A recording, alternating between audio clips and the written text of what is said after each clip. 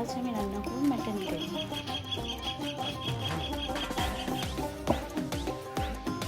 আমি এখানে নিয়েছি 1 কেজি মাটন।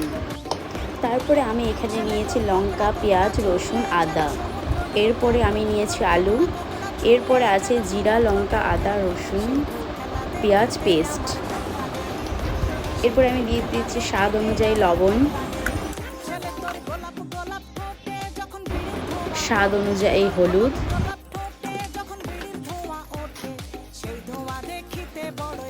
কালারের জন্য দিয়ে দিচ্ছি আমি এখানে লঙ্কার গুঁড়ো। এরপর আমি দিয়ে দিব সরষের তেল। এরপর আমি মাটনটাকে মশলা সমেত ভালো করে মেখে নেব হাত দিয়ে।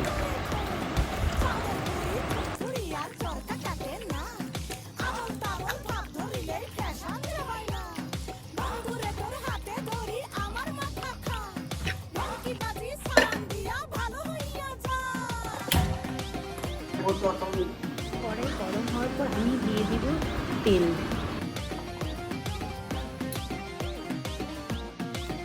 তেল গরম হওয়ার পর আমি দিয়ে দিব শুকনো লঙ্কা। এরপর আমি দিয়ে দিব তেজপাতা। যেহেতু আমার তেজপাতাটা খুব একটা ভালো লাগে না, তাই আমি কম করে দিলাম। আপনারা দিবেন আপনাদের স্বাদ অনুযায়ী। এরপর আমি দিয়ে দিলাম গোটা জিরে। এরপর আমি দিয়ে দিব কেটে রাখা পেঁয়াজ, রসুন।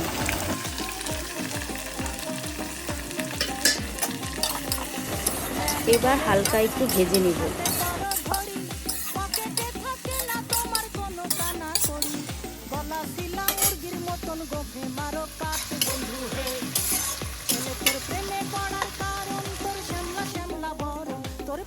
এরপর আমি দিয়ে দিব আধা ঘন্টা ম্যারিনেট করে রাখা মাটনটাকে।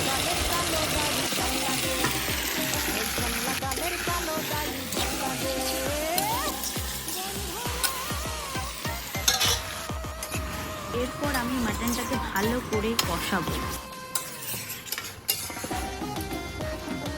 হালকা কষানোর পর আমি কেটে রাখা আলুগুলোকে দিয়ে দিব।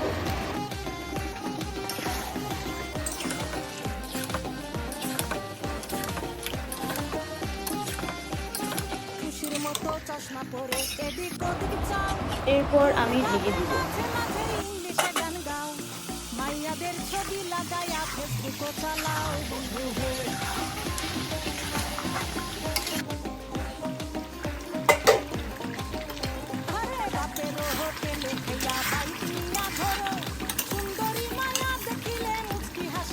অনেকক্ষণ মাটনটাকে কষানোর পর আমি দিয়ে দিব জল।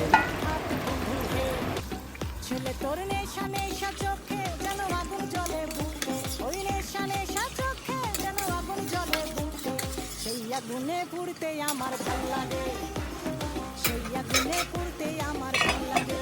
ছেলে তোর কোকড়া কোকড়া চুলে যেন সমুদ্র ঢেউ খেলে, তোর কোকড়া কোকড়া চুলে যেন সমুদ্র ঢেউ খেলে।